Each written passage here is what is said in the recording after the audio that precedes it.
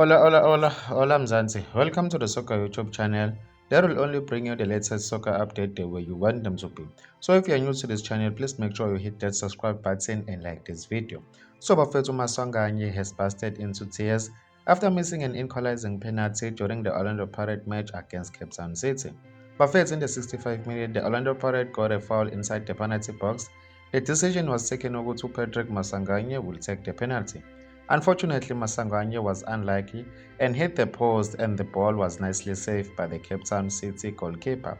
So Bafethu, according to my opinion, this was a great penalty Bafethu for Masanganye. He really measured the right spot. Unfortunately, he was unlucky as the ball hit the post. I don't know guys what you think. Please place your views in the comment section about this. I will see you on the next video.